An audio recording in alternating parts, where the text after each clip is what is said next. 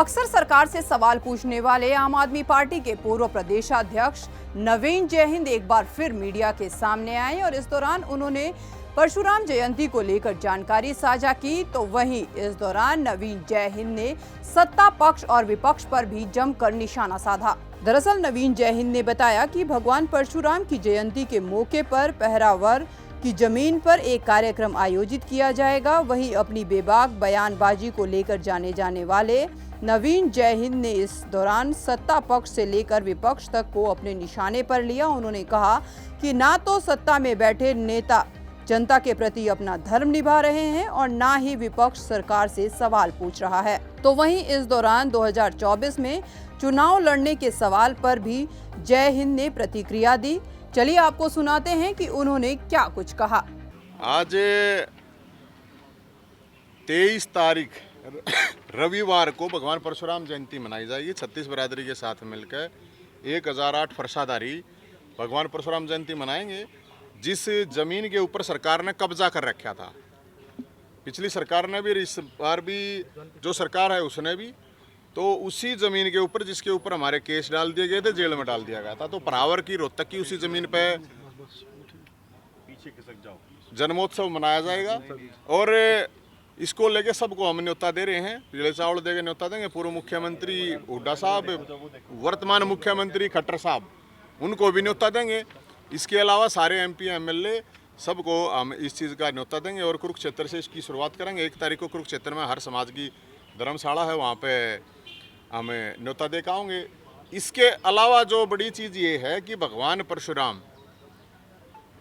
न्याय के देवता थे और उसके लिए हरियाणा के जो लोग इतने परेशान हो रहे हैं, वहाँ डोल रखे जाएंगे, शिकायत पत्र रखे जाएंगे, ताकि शिकायत जो भी अपनी शिकायत है वो वहाँ पे देश के उसकी समाधान के लिए हम, क्योंकि हरियाणा के अंदर लोग चाहे फैमिली आईडी के नाम पे बीपीएल आईडी, बीपीएल के कार्ड काट दिए गए, पेंशन काट दी गई, विभिन्न मुद्दे हैं जिनको लेकर हम ये लड़ाई लड़ रहे हैं।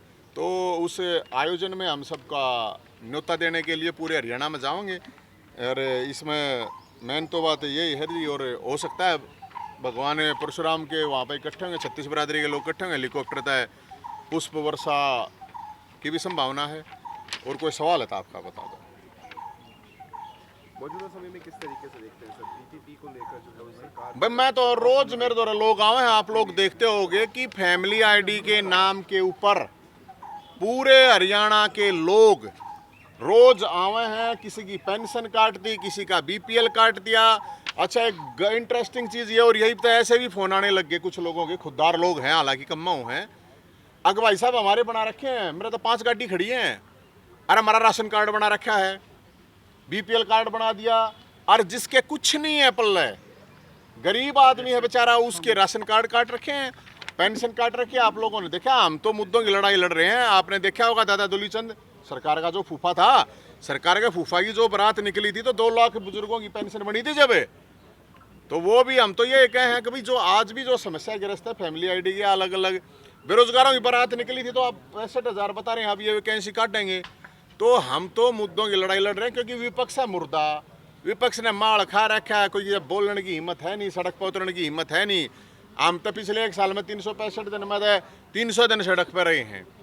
तो इन चीज़ों को लेके, क्योंकि भगवान परशुराम का मतलब है, असली चेला का मतलब है कि जनता की लड़ाई लड़ें, डरें नहीं, और उसके लिए हम लड़ रहे हैं। मिशन 2024 को लेकर सभी राजनीतिक दलों ने जो है वो कमर कस ली है। नवीन जयहिंद का क्या रुख रहने वाला है? मुद्दों की लड़ाई लड़ते रहेंगे या भाई ये अपना जयहिंद सेना तो हमारी तो जनता की लड़ाई लड़ती रहेगी।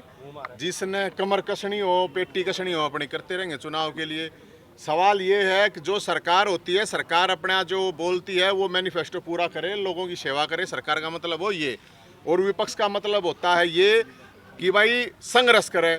अब ना तो संघर्ष चल रहा ना सेवा कर रही, क्योंकि वे पहले वाले माल इतना खा रहे हैं, वे बोलते नहीं हैं, इतने केस ला रखे। हमारे ऊपर तो केस ही है, ये कर सके हैं भाई, अलग अलग मेरे पता है केस कर रखे हैं। अगवा जमीन पर कब्जा छुड़वाया था हमने, तो सरकार दौरे छुड़वाया था।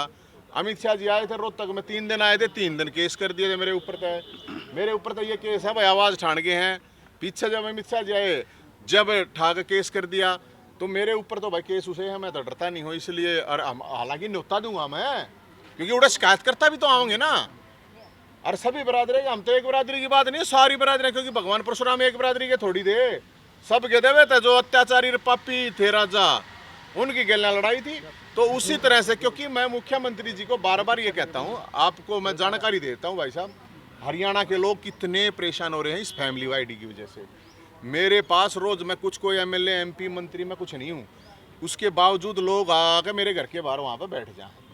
और लेकिन मुख्यमंत्री साहब राना के कौन चला रहा है, इसने सरकार ने अधिकारी हैं, वो जावे है, अधिकारियों के पास जावे है, कर्मचारियों के पास जावे है, तो नु कह दे जाएगा खट्टर साहब से पूछो बोला क्यों काट दिया। तो ये चीज़ें हो रही हैं और इन चीज़ों को लेके हम बार बार कह रहे हैं, मुख्यमंत्री साहब तो यही कह रहे हैं हम कि भाई घर का नाम कबीर कुटीर रखने से आप कबीर नहीं बन जाते और ना आप कबीर जैसे काम करते, तो इस घर का नाम कंस कुटीर रख ले, काम तो कंसाले ही हैं, तो कंसाले काम हैं। तो अच्छा गजब बात ये है, एक और चीज़ है, अब ये विपक्ष वाले हैं ना, तो इसने कोई धृतराष्ट्र कह सकता, क्योंकि मुख्यमंत्री ने कुछ दिखता नहीं, तो धृतराष्ट्र तो कहनी चाहिए, किसी ने डरे हैं ना, इसने कोई कंस कह सकता, इतना बुंडा खोफ है मुख्यमंत्री साहब का।